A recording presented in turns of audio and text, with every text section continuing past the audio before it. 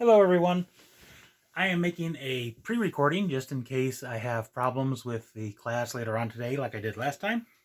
So the class is about the game Laugh and Lie Down. It is a card game that um, we're not sure, can't guarantee it was played in the Middle Ages or not. There are references to a game by that name coming from the 16th century.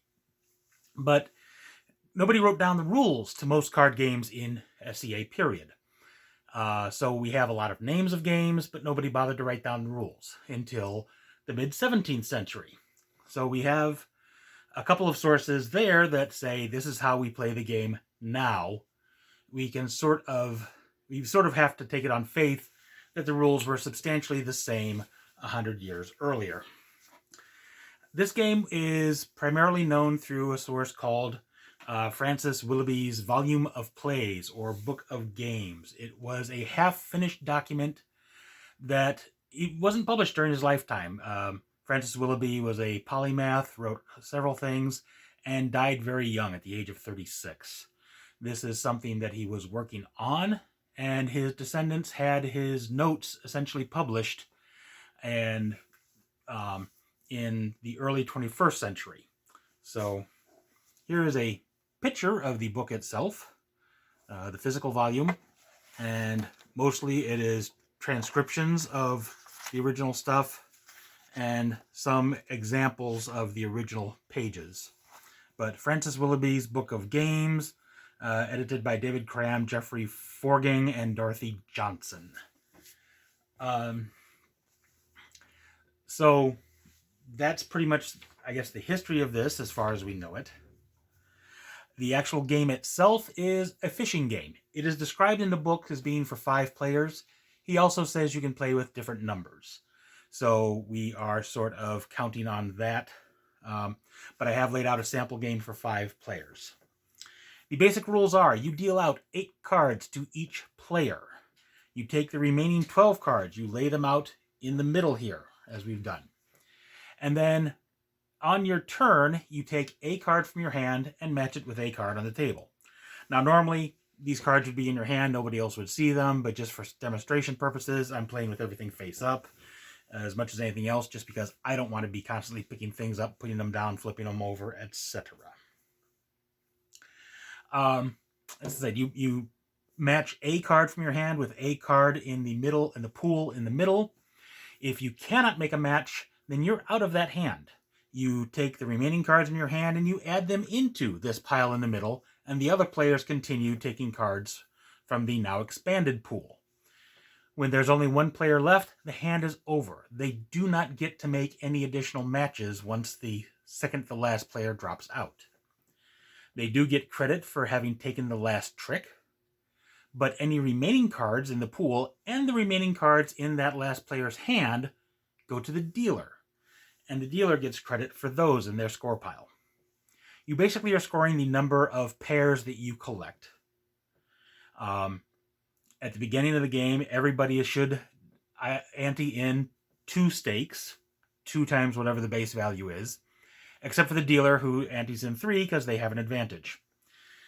At the end, you count up how many pairs you took. If you took 4 pairs, then you have essentially broken even. That would be 8 cards. You were dealt 8 cards. You have 8 cards. You don't gain or lose anything. If you took less than 4 pairs, you have to pay 1 for every additional card you did not take. And if you, well, I should say you lose 1 for all that. And if you took more than,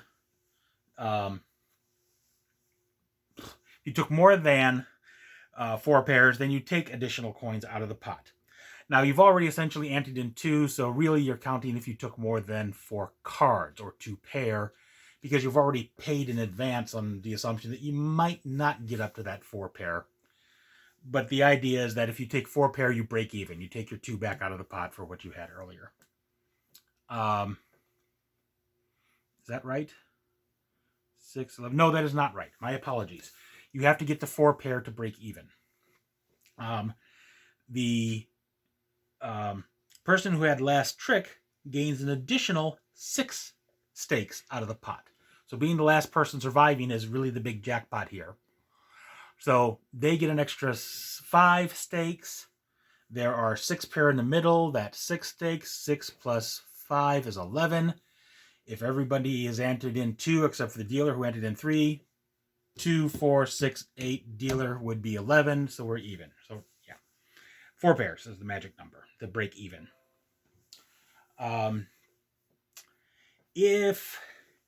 Let's see.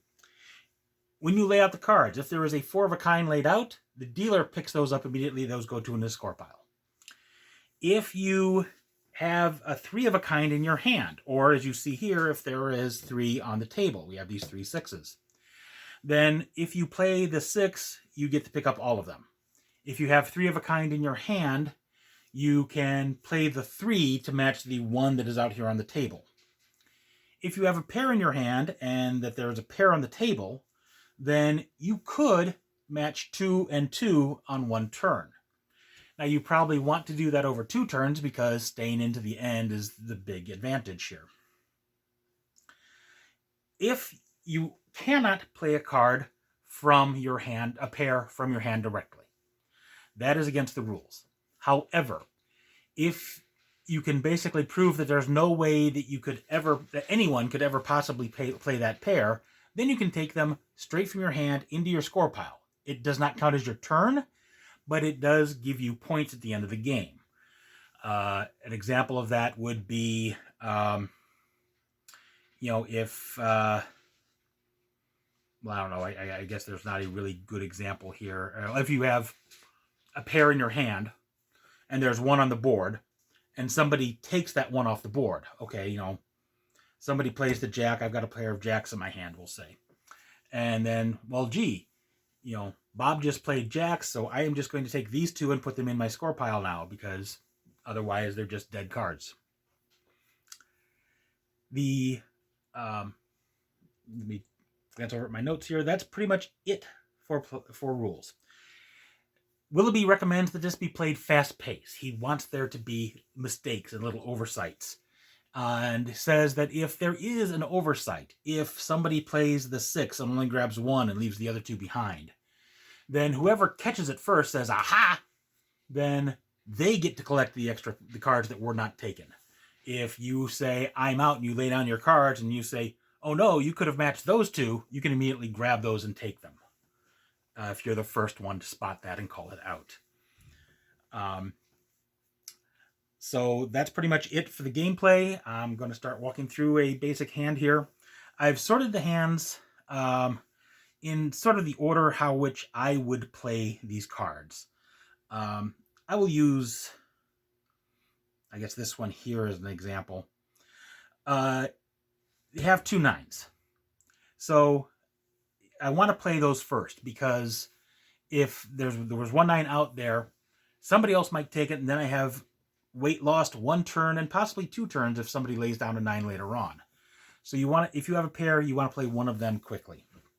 If there's a pair out here on the board, you can take your time playing it, because somebody may take one of them, but you can take the other one.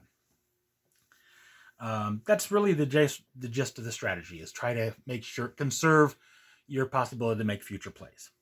So we start over here on this pair. 9 is probably 9 matches 1 to 1. That goes in their score pile. This player can't play the 9s. We'll play the king instead. And that goes into their score pile. Over here, we have the jack, another singleton. And we'll play that to their score pile. Now, don't worry about the 8s or the queens, because they're paired. I can play those pretty much any time. Over here, can't play the jack. Has to play the queen. We go in there. Over here, the king has been taken. Actually, that's true. When the king was taken, should have just instantly put these into the score pile. Let me see, were there other ones like that? I don't think so. Queens, jacks, 9s, no. Actually, yes, there was 9s. This guy should have taken the 9s immediately into the score pile. These are the oversights. Normally, you would, I guess house rules, whether you can say, oops, I forgot this, or whether you wait until somebody lays their cards out and say you forgot it. But since I'm trying to juggle 5 hands in my head, I'm just going to say, yeah, he gets away with it. 4s. We'll match the 4s. Goes in the score pile. 8. We'll match the 8. Take that into a score pile. He's got the other 8, so we'll take that. This player over here has jacks are gone. Ace, 2, 5, 7, 10. None of those showed up. They're out. They've taken a grand total of 1 trick, and they are out of plays as this game went. So they get to lay their cards out for everybody else to play with on now. And this layout was kind of brutal with a couple pairs and this 3 of a kind. So it was rather, as I would say, brutal because of the number of there. For 12 cards, there were only, I think, 7 values, which is unusual. So now we take a look at this. 4s. We know the 4s are safe, so we can postpone that till later. The 5s are perfectly safe. The 10 is probably the best play now because you want to force somebody else to lay out a 10 later. Over here, ace, 2s, and 3s. We'll take the 2. Over here, we've got the queen. We've got the 7s. Break up my pair and cash those in. This guy's out. 6, ace, 3, 7. The 6s are still safe, so we'll play the ace. And collect those. Back over to here. Ace is gone. 5s are safe. We'll take the 4. Keep everybody guessing. Over here. Ace, 2, 3. This player is out. They've had a better game of it because they took more tricks, but they are out. Over here. Queen, deuce, 3. 7, 10. We'll take the deuce.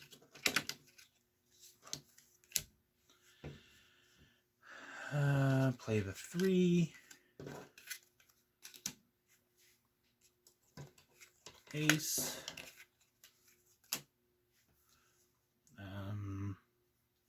It's got to be the queen.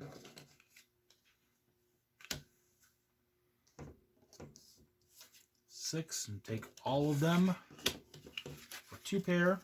Match 1 and 3 for 2. Match 1 and 3 for 2 pairs. This player. Let's see. There's 2 people left. So I gotta say, we'll play politely and just take the 1 pair. This player is stuck. They have to lay down. This player will take 1 of these. This player will take 1. This is unusual that all the cards are being played out. Normally there's a few left in the center that cannot be matched because one player has them all in their hand. Players lay down at different times. But this is sort of unusual that everything matched out. So, going around the table here, we have 1, 2, 3, 4, 5, 6, 7, 8. So 4 tricks over, plus the last trick. This person would get 9 coins out of the pot, or 9 stakes. They've done ridiculously well. Second player, 2, 4, 6, 8. They break even. Third player, let's count pairs. 1, 2, 3, 4, 5 pairs. They get 1 out of the pot. This poor player has to pay 3 more into the pot for what they didn't take. And 1, 2, 3, 4, 5, 6, 7, 8 pair. This pair should take 4 more out of the pot. If I did that all right, it should add up to an even sum. If not, I apologize for missing the math here. But that's it. Hopefully this is helpful, and I will see you in the group chat later.